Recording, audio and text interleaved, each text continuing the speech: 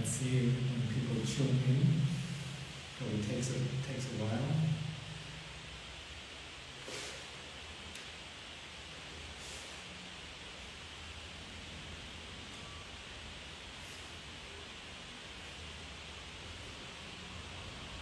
All right, the first people join in. Maybe the first questions, can you hear us? Or is the audio too echoey? Like, small feedback to the audio, is it all right?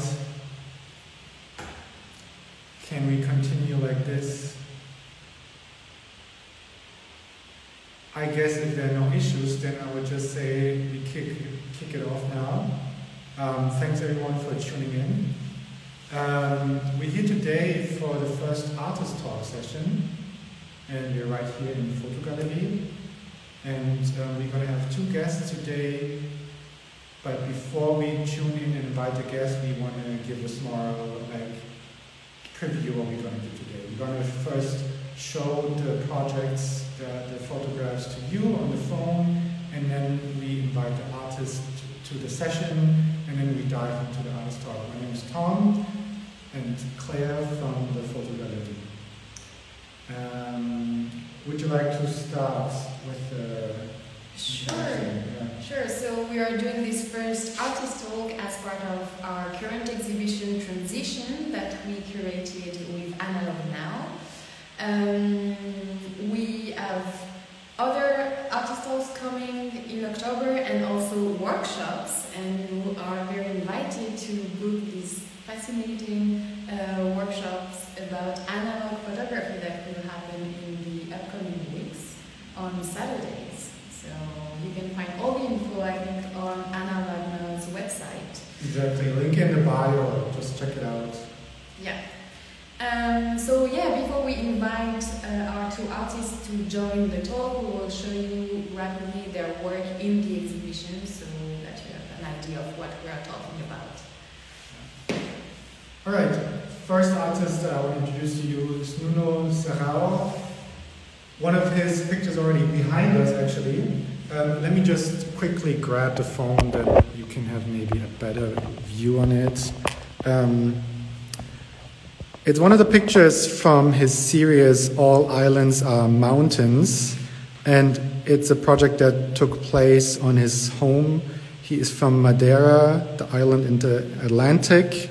So all pictures were taken on the island, and in his project he explores spaces between man-made spaces and natural spaces and their, let's say, their construction or their habitat. And now the sound is better. Yes, and through those pictures we will also ask him about this project, about his ideas, and also about his intentions behind the motives itself. And I can quickly pass on the phone to Claire to show the other artist. This is the other one from Nuno. Yes, thank you, Tom. The second artist tonight is Filippo Bardazzi. He is an Italian photographer and journalist based in Florence, in Italy. And the project that we have in the exhibition is this series called Bunkers. That is started in 2020, and it's an ongoing project in Albania. So that documents the bunkers built by the communist government between the 60s and the 80s, and that are still omnipresent, actually, on the Albanian landscape. So he will tell us more about that documentary, research-based project during the artist talk. So we're gonna put the phone back on the tripod and invite them to join us.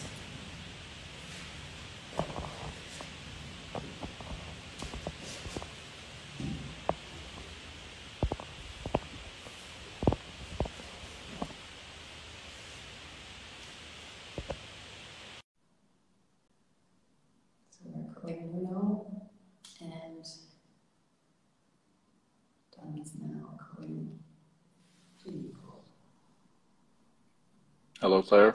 Hello, Thomas. Hello. Hi, thanks for tuning in. Wow. Hi. Hi, Hi. Filippo. Welcome. Welcome. You Hello, too. Filippo. Hi, Nuno. Hello. Okay, so let's jump in. So we already said a few words about your project, but we're gonna go deeper in details right now. So I think our first question, so it's like two long-term projects. One is going back to a familiar place, because Nuno, you are from Madeira Island, and with that project you went back to your home island. On the contrary, Filippo, your project is also long-term and also about like traveling, but to a new country and to a new history you were not familiar with before starting this project. So I think our first question for the both of you is, how did you both get started with these two projects? So maybe Nuno, if you want to start. Sure. How did it started? Well, this all started like a couple of years ago. I was going through a new expressway that opened that gives access to the western side of the island.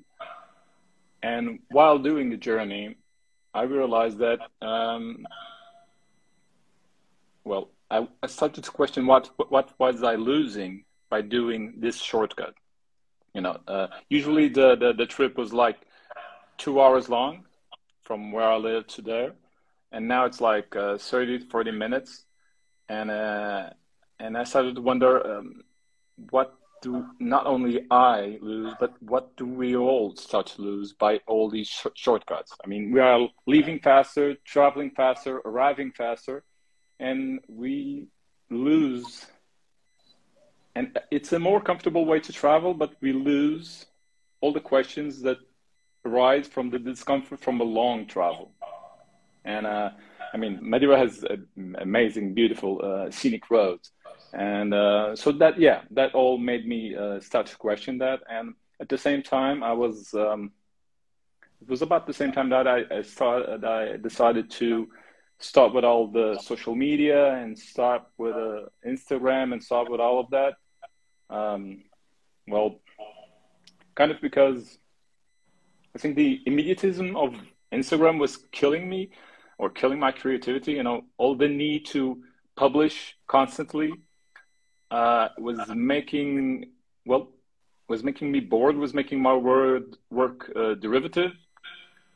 You know, it's pretty easy to be like that when you start publishing work and you get like 5, 7, 8,000 likes, and you start getting partnerships, and you get big clients. You know, I got a partnership with Adobe and stuff like that. So you kind of push to do that constantly, and I was exhausted. So I decided, okay, I need to stop doing this. So I stopped shooting and stopped shooting digitally for 2 years. And I started, no, I need time to think. I need to work in a different way. I'm not an Instagrammer. I'm a photographer. I like to think about things. I like to question things. And that also made me choose analog film for this, because it unlike digital, like where you go to a place and shoot like 100 times, analog makes me visit the same place 10 times to make one shot.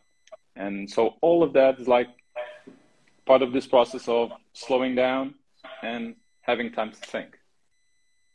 Let me get this with a follow-up question to you, Nuno.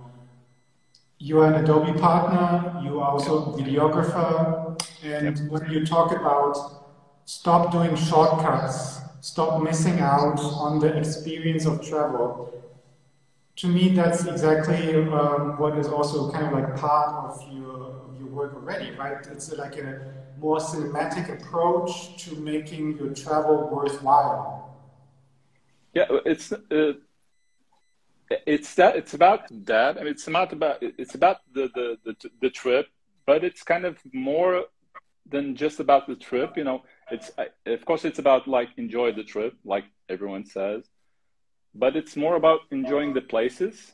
For example, that photo that's behind of you, that's from the local airport, and I've visited that airport many times. Even during this project, I visited like 10 times, and I've made like maybe 3 or 4 photos, and that view from the runway that's below the runway was the first time that it caught my attention. And it caught my attention because I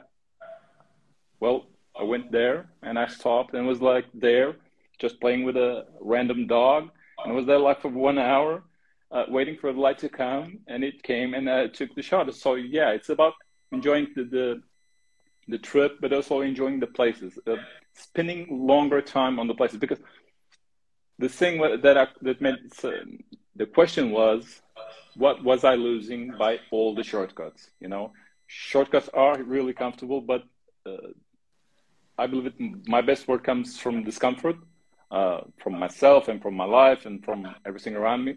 So you know, and Instagram was all the immediatism of all the constant publishing and constant posts and constant creating and constant all of that.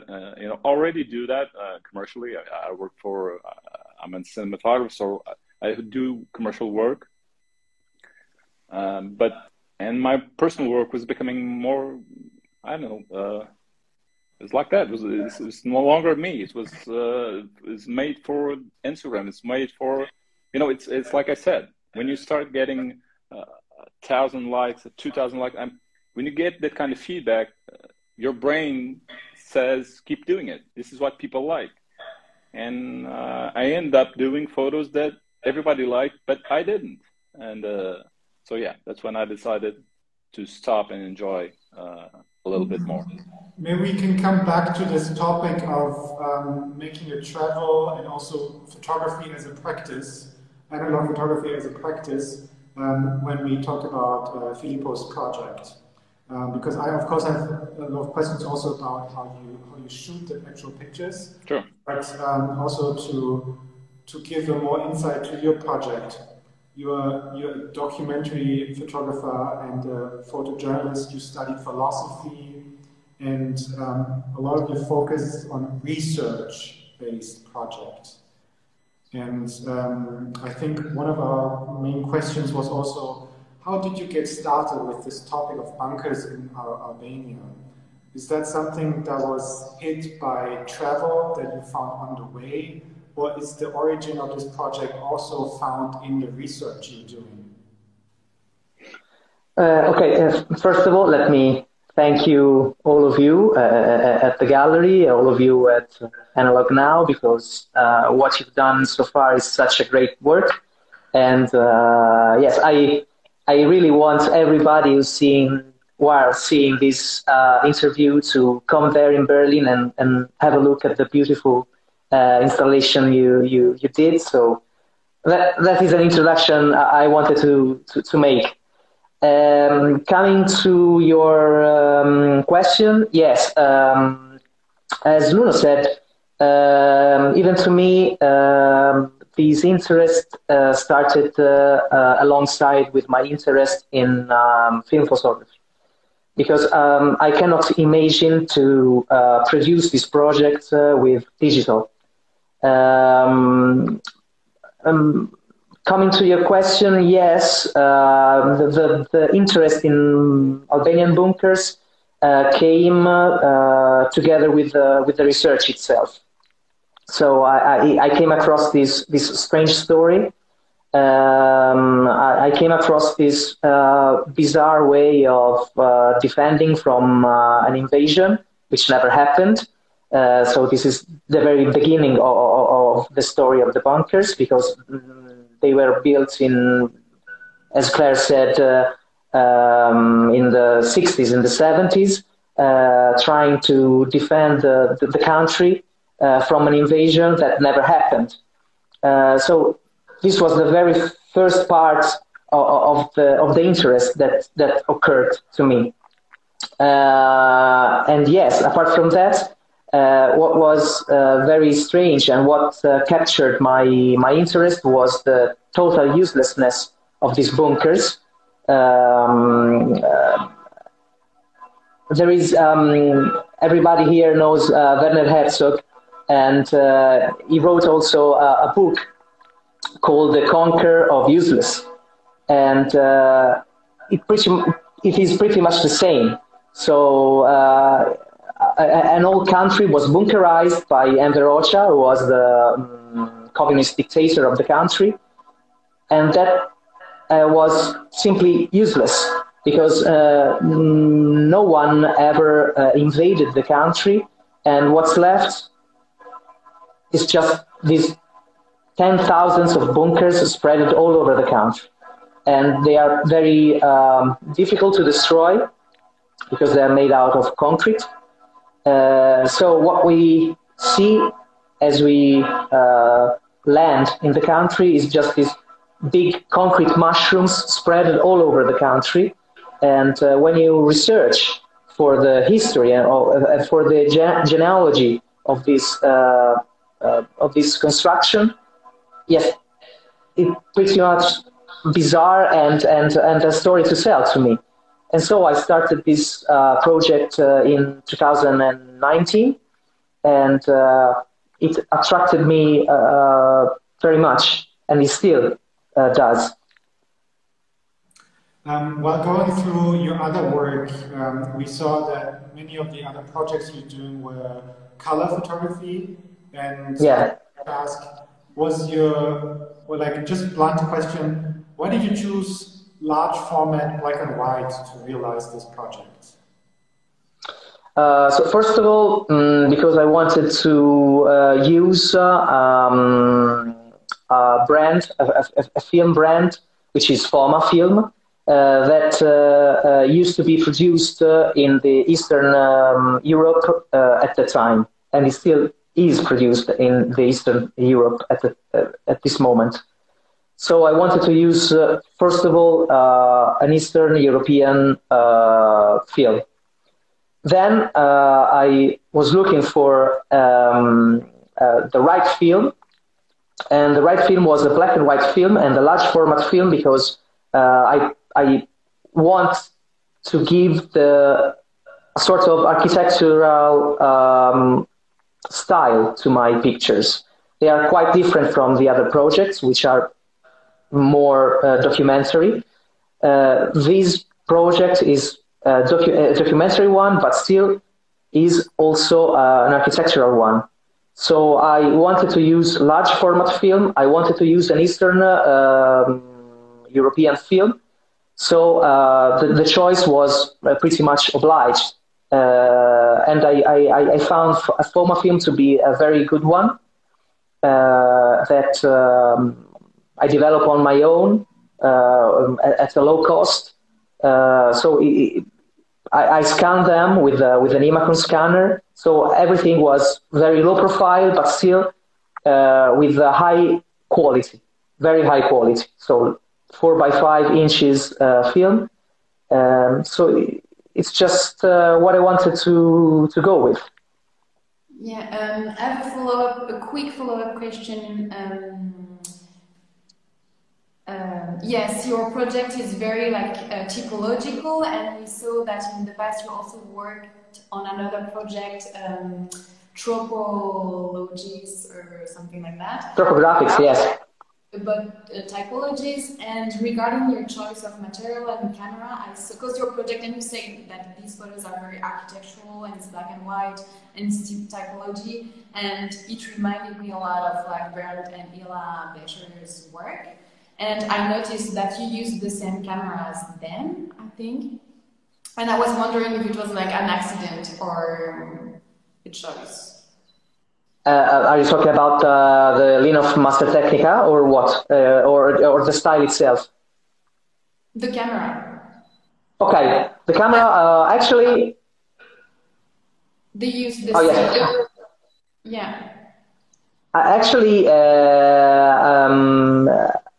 this is my camera. I used to have a Mamiya 7, which I gave away some years ago, unfortunately. But I'm happy with this choice because, as Nuno said, I was looking for a photography that should be reflective, that should be slow in the making, in the process. And as I was looking for a new camera, the first choice went to a folding camera, and I think that Linov cameras are the best ones on the market. They are strong, they are quite heavy actually, but they are quite practical, so I can bring them together with me as I travel. So it was a right choice for my pictures. I didn't know actually that it is the same camera that the Beckers used, but yes. It's the same. They used 13 by 18. It's bigger. It's even bigger. Even bigger, okay. But of course, the same technique. Yes. And some bread. Even if not the same model. I use plywood. Okay. When you, Filippo, you already drew the connection to what Nuno said. In Nuno's project description, he also stated this way of using analog photography for his project is a way of slowing down. What came to my mind is already like slow photography, something that many people connect also to analog photography, but what I think is not necessarily an obvious connection. But this is also for me or for us one of the reasons why we both wanted to have you in this artist talk today, because that's where we see a similarity, or that's where we see something interesting, something that could be like maybe something you could connect over, or maybe something you would also disagree on. Because of course, black and white, color, large format, medium format, but I see a lot that Filippo for the bunkers, even though it's research-based, it also has an experience, or let's say, a value of experience in already taking the pictures. Is that right? Like it also made something with you. It's something that you just also don't do it for publishing or like a publication, but it's something also where you like where the phenomenology or your physicality has an influence on the project.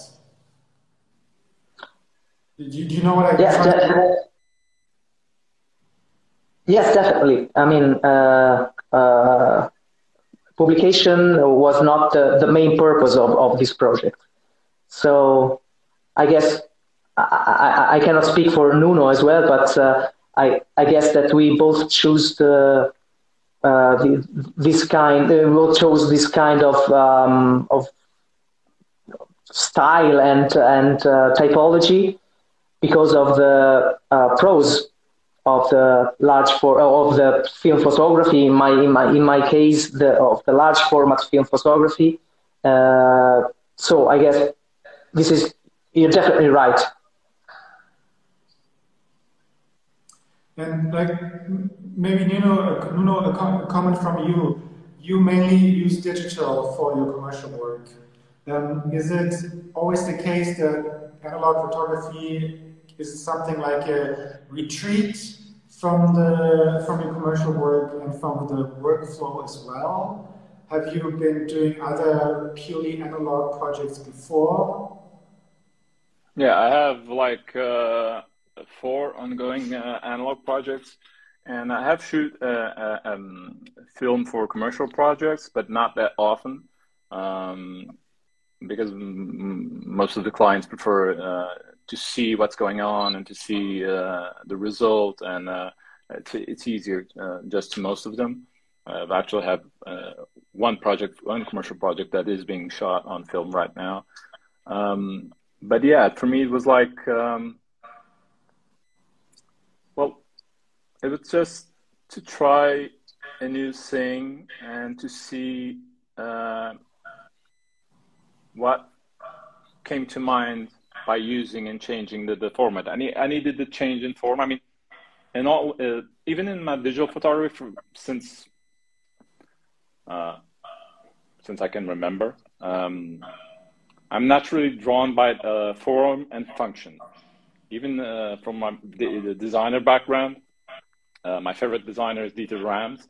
So form and function is essential to me. So it's kind of no surprise that I find aesthetic value in the minimalism and the straight lines of a brutalist construction like the airport or other stuff. I mean, it's all about, again, it's about the simple things. It's about the simple use and the raw use of everything. And in this case, with time and light, I mean, I have a brother that has a background in physics, and we were talking about this process, why I chose it.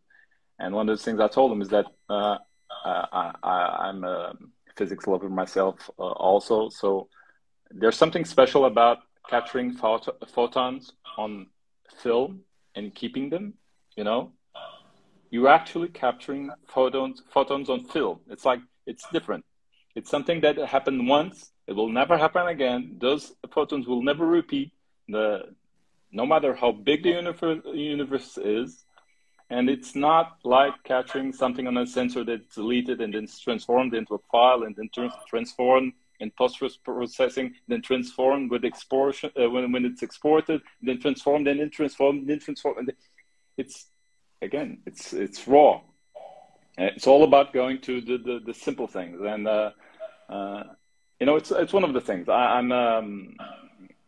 We all have time to think. I think during COVID we all had extra time to think, and I started to think about all these different things about me and how are they all linked. And it's kind of interesting that I started to find things that cross from my background to design, from my early background when I was a kid as a programmer. So even that logic, that crossroad between logic and creativity and function and form. And yeah, I started to do all of this. I mean, if you go and see my older digital work, the mood is the same. You can see that it's the same, the photographer. Obviously, I haven't changed anything. The only thing that I've changed was the way that I enjoyed the moment, the slower pace of enjoying the creative act instead of just the publishing act. It's all about enjoying that moment that I'm actually doing something, that moment that you're capturing the photons. And regarding the format, I chose medium format because, well, I have a 35 millimeter, but I was intending to publish this, so I really wanted that a little bit extra detail. I work with a Mamiya 7 and a Pentax 6.7 II. When I travel, I usually take an M6, but also the Mamiya because it's, for me, it's a great camera. I can take it anywhere. It's light. It's simple to use. It's amazing. It doesn't. It's not in the way of me in the photograph. On contrary, like for example, the Pentax, that it's an amazing camera too, but it's a beast. I mean, it's heavy like hell. Yeah, it's heavy like hell. It's noisy like hell. I've been shooting a project called Icebergs, but where I shoot like environmental portraits of artists I know, and I was shooting an architect the other day, and I was shooting with a Mamiya, and then when he decided to take a break, only then I took the Pentax 6.7, and he asked, why the new camera? I said, you couldn't work with this camera. Every time I press the shutter, it seems like the whole building is coming down like, you know, it's not like the leaf shutter from the Mamiya. So yeah, each camera has a purpose, and I use it in a different way for a different time. But it's all about that, about choosing and going to the core principles and the core essence of each camera, each film, and yeah, and it's all about that. Sorry about going long sometimes, but I start to talk and then the ideas come from everywhere, and I try to make it kind of a coherent speech. I think we have more questions, but Filippo, do you want to react to that? No, I completely agree with Nuno, because all of my projects have been realized with film photography because of this slow process.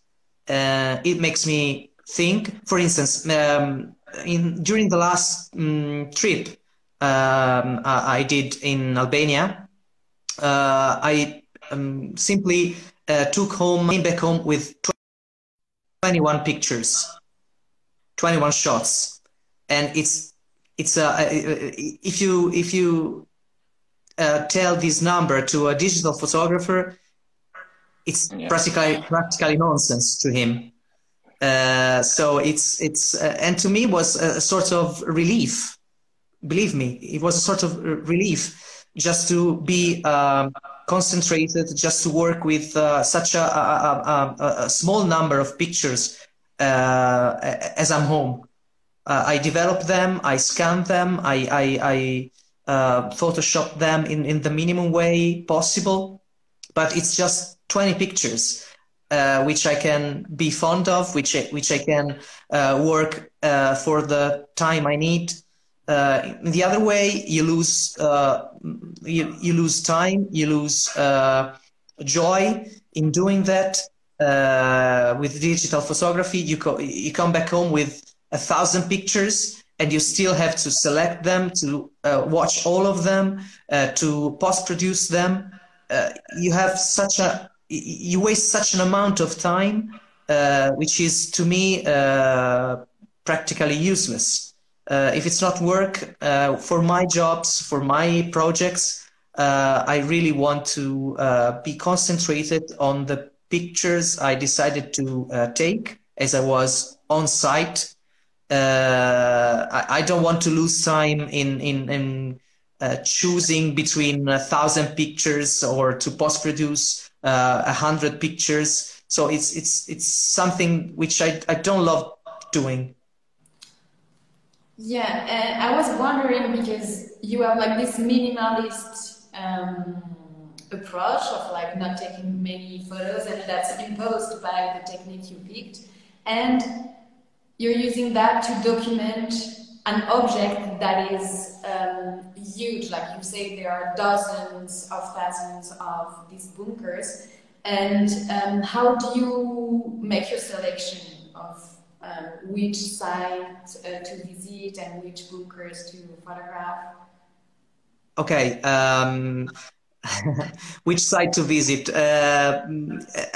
If you go to Albania once in your lifetime, you'll see that the bunkers are everywhere. Okay. So it's if you just drive your car, you meet hundreds of bunkers, hundreds of them. So and it happens always the same.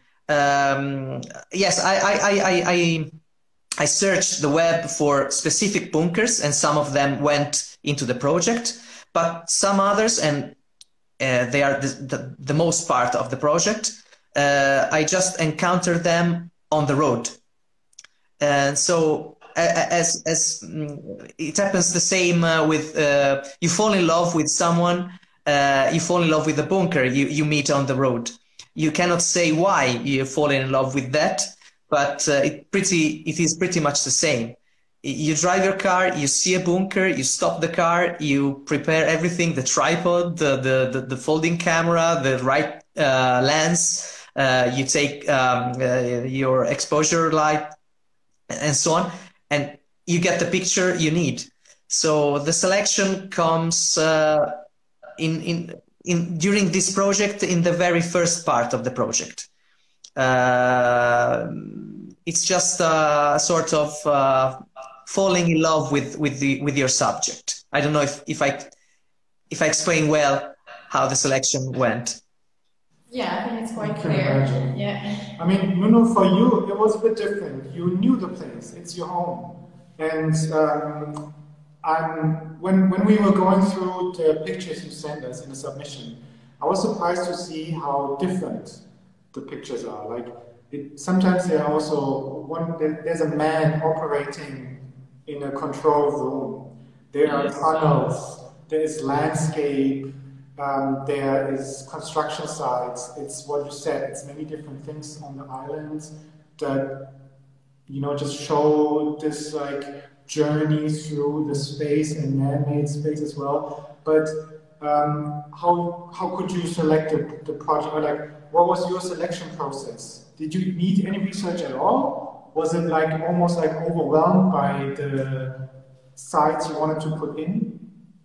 Not really. I mean, the island is beautiful, but I don't think anyone would consider this project to be like a tourist attraction for because of these photographs. I mean, I don't know. I completely agree with Filippo. It's like with him was falling in love for the first time. For me, it was like falling in love again for some of these places, and it was, yeah, like I don't know. Some of these places mean something special, but they don't mean something special. They make you feel something special, and they may banal places or common places for most people. I mean, but for us, it's different. You feel something when you're there, and I really can't explain much because it's not. For example, with other projects, I do research, and it's that's an important part. For example, for Icebox, I do that. I'm also doing a project called my house is a parking lot because my old grandfather's house was destroyed to build an expressway on top that no one uses. There's like this huge construction on the top of hills of the island. Cost a ton of money and no one uses. So the project is a bit about that, and about the way that it's also about corruption and the way that money is misused many times, and it's also about the people that lived there. Me, my mother. I mean, I spent most of my childhood laying down, looking at the stars on a concrete terrace, and instead of the terrace now it's like a parking lot. And this idea of going back and starting to think about who I was and who I am and what this all means for me, it's all about that. I mean, I understand when you say that they are all different, and these on all islands. All islands are mountains, but they're all me. You know, it's like I understand they're all different, but they are all from the same archipelago, the same couple of islands, and they are all me. They're all the way that I feel this place. And I'm not trying to say anything. I'm just trying to show places that tell me something. To show places that tell me they have something to show in a different way. I don't know. So self-exploring. It's like what you said. It's reflective work. Yeah, exactly. Most of the time it is. I mean, like I said, it's not. It's very easy to most of the pictures that question about function and form. And you see in many of those pictures that function and form are on their minimal essence. But yeah, it's like, I don't know. It's weird things like a couple of years ago I realized why Spock from Star Trek was one of my favorite characters, and I was wondering why is that, and I was like, okay, and I started to think. And I realized that I'm an introvert by nature. I'm a real introvert. Trust me, it took me a long time to be able to speak like this with other people. And the reason why I love Spock so much is because the guy is like the hero of all introverts. He handles reason, he handles emotion with logic. His constant battle is between being human and battling between emotion and logic, and he basically suppresses emotion with logic, something that introverts do all the time. And I'm sure that a lot of individuals will relate to Spock, and that's why he's one of the most iconic characters on TV from all time. And stuff like that. I mean, those small details started to make me realize, to understand how my brain worked, how I saw places, and how I perceived places. So all of that ends up in these pictures, I hope. Thank you. Maybe one last question. Like one last statement. Do you have a last question? Hard to say like a last question. I feel like I could go on forever now.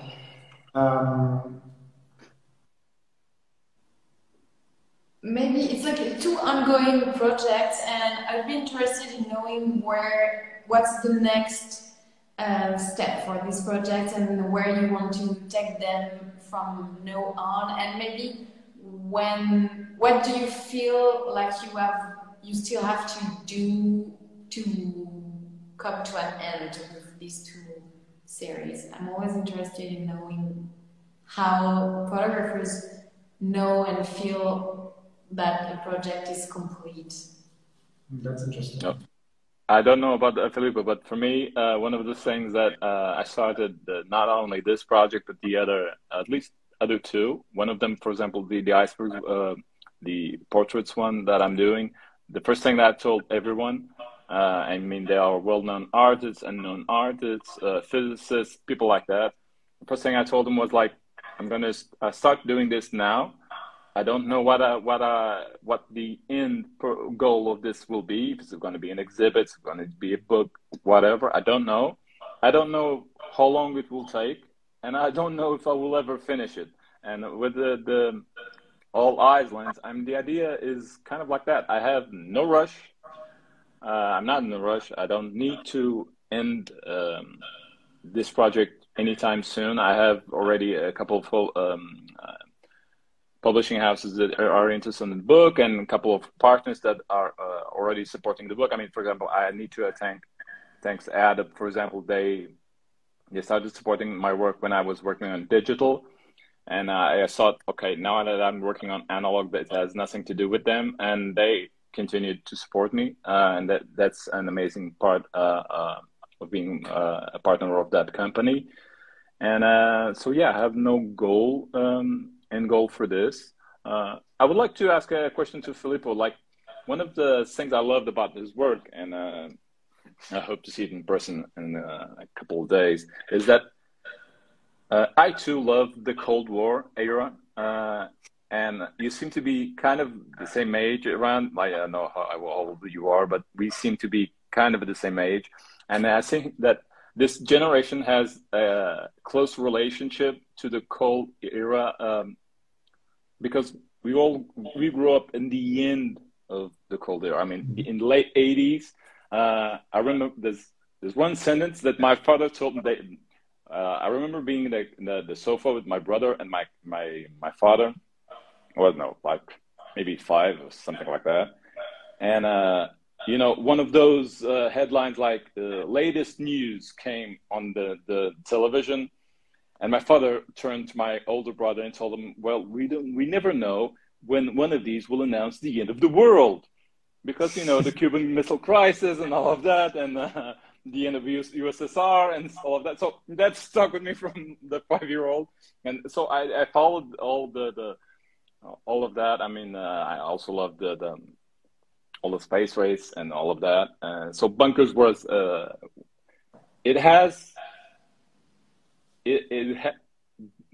both for me, when I saw your pictures, the bunkers kind of were a symbol of what that era meant, and what it meant was a lot more than just, you know, people were afraid of war, because that was also a time when people had no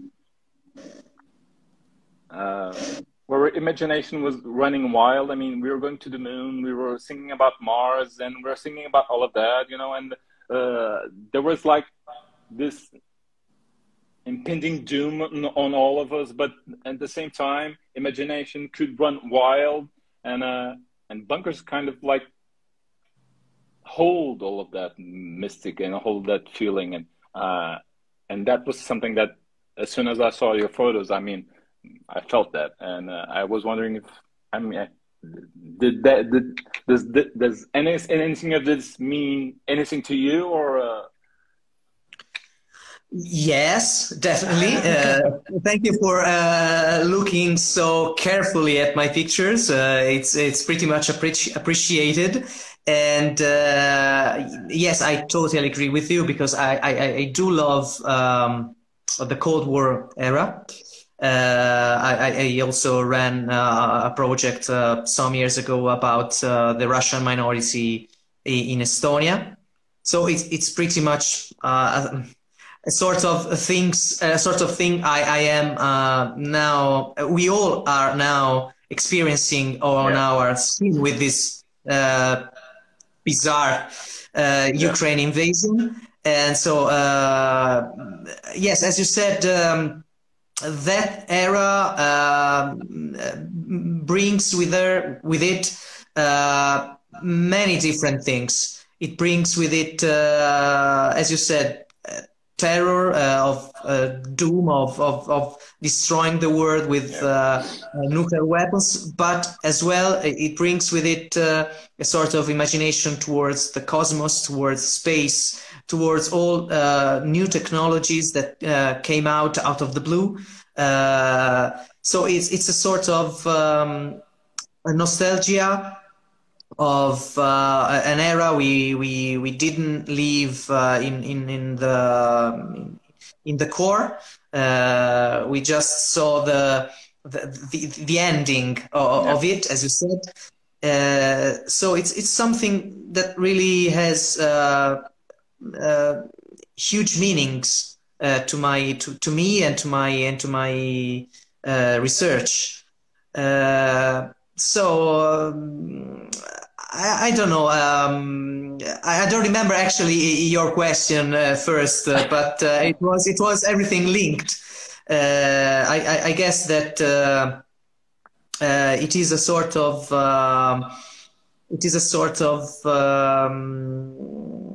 documentation of something that happened once, that could happen again in the present or in the future, but it has to be told this way before things are changing, because in Albania things are changing very, very fast.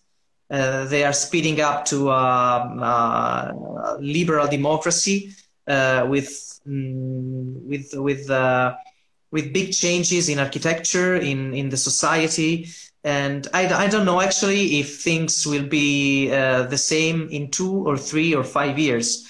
For instance, I attended, and I've been quite a few times in Berlin, and the first time I went there was 2003. And now the last time was 2 weeks ago, as I came there to visit the exhibition, and I really thought at that time how the city has changed, especially the area where the gallery is.